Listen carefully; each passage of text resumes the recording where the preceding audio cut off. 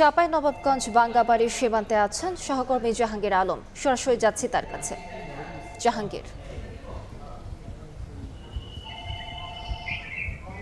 আমার ঠিক পেছনে ভারতীয় সীমান্ত এবং এই সীমান্ত দিয়ে ভোর রাতের দিকে ভারতীয় সীমান্ত রক্ষী বাহিনী বিএসএফ 28 জন নারী পুরুষকে বাংলাদেশে অনুপ্রবেশ করানোর চেষ্টা করে। এর মধ্যে বাধা দেয় বিজিবি এবং কঠোর অবস্থান নেয় তারা। এর ফলেই মূলত এই মুহূর্তে যে 28 জন নারী পুরুষ তাদেরকে শূন্য রেখায় রাখা হয়েছে এবং বিজিবির পক্ষ থেকে বলা হচ্ছে যে তাদের লোকবল এবং নজরদারি এবং তৎপরতা আসলে বৃদ্ধি করা হয়েছে। বিজিবির এই তৎপরতার কারণেই মূলত ভারতীয় সীমান্ত রক্ষী বাহিনী বিএসএফ এই 28 জনকে আসলে বাংলাদেশে যে অবৈধভাবে অনুপ্রবেশ করানোর চেষ্টা করছিল তা আসলে ব্যর্থ হয় এবং এই মুহূর্তে বিজিবির পক্ষ থেকে বলা হয়েছে যে তারা বিএসএফ এর সাথে পতাকা বৈঠক করছে। আমরা যেই আমবাগানটিতে আমরা দেখতে পাচ্ছি যে সীমান্তটিতে, এই সীমান্ত দিয়েই মূলত প্রবেশ করানোর চেষ্টা করা হচ্ছিল।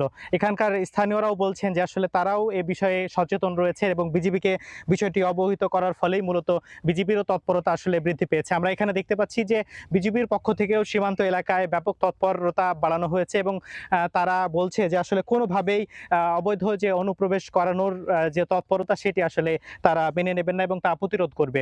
এর মধ্যে পতাকা বৈঠক অনুষ্ঠিত হচ্ছে এবং সেখানে বিজিবির পক্ষ থেকে বলা হয়েছে যে তাদের শান্তিপূর্ণ একটি আলোচনার মাধ্যমে তারা এই বিষয়টি সমাধান করার চেষ্টা করবে। এই সীমান্ত দিয়েই মূলত এর আগেও আসলে গত কয়েক মাস ধরে বেশ কিছু অনুপ্রবেশের ঘটনা ঘটেছে।